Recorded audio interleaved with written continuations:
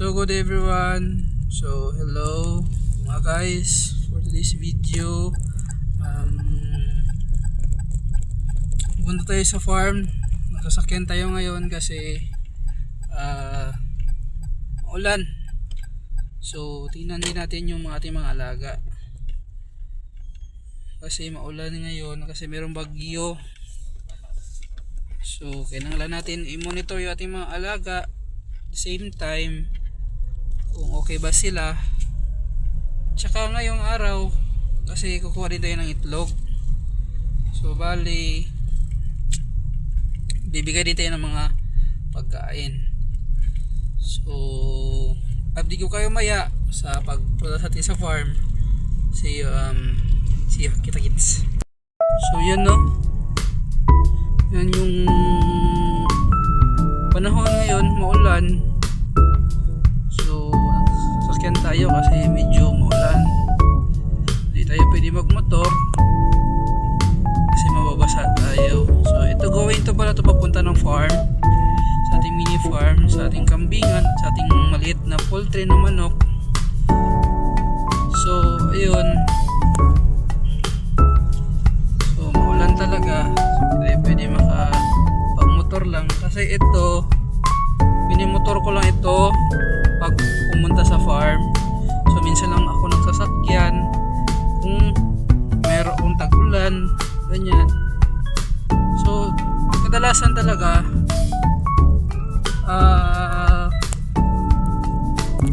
motor lang talaga yung ginagamit namin papuntang farm.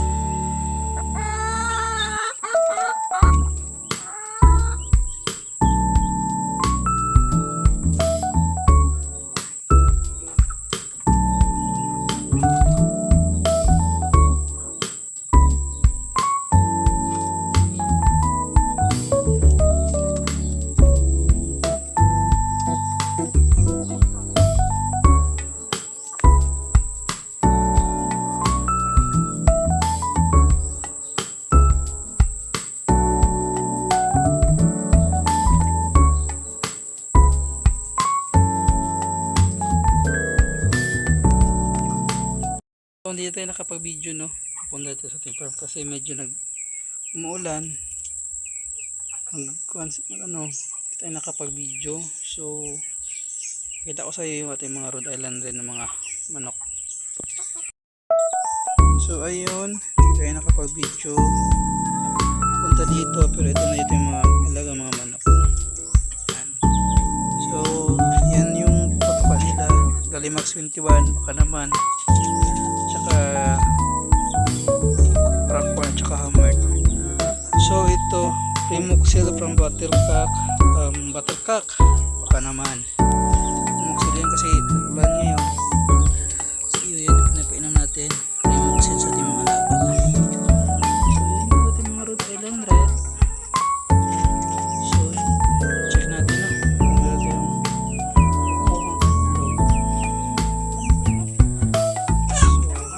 tayo kasi merong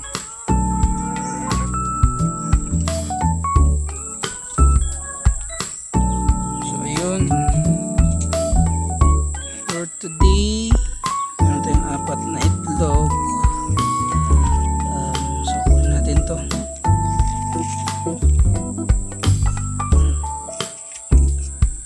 Ulit another collection, another money, another pambili ng patuka ng mga manok.